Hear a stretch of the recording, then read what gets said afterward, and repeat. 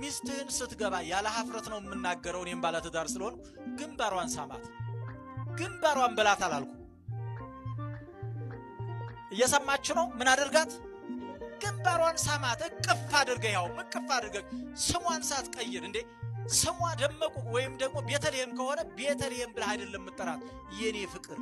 የኔ ቆንጆ ብለህ ነው መጠራት እቅፍ አድርገህ ትላንትና 18 ዓመት የ20 ዓመት ልጅ እያለች እንቡጥ እያለች የወደድካት ሴት ዛሬ አንተን ልጆች ስትታቀፍና አንተ ስላልተመቻት ከስታ ተቆራ ሊሆን ይችላል ነገር ግን ማሰብ ያለብህ የትላንትናዋን ውበት ነው ዛሬ ወጣቱና ያያት ሴት ነገ እንደናቷ ልትከሳት ትችላለች ልታረጅ ትችላለች እድሜ ይስጣት ነገር ግን ፍቅር እስከምን አይችን ታውቋታላችሁ መዝለቅ አለበት የሚያረጅ የሚባል ፍቅር የለም ሌላ የምነግራችሁ ነገር ወጣቶች በተለይ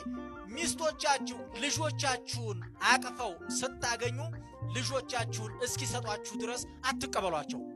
ልጁ ቁልጭ እያለ አንተ ግንባሯን ስመህ የኔ ቆንጆ ደህና ዋልሽልኝ ብለህለፍ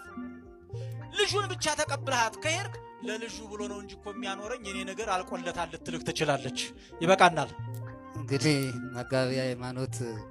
በጣም ጥልቅ የሆነ ምስጢርና በተለይ ደግሞ ደውዘናም ያደረጉን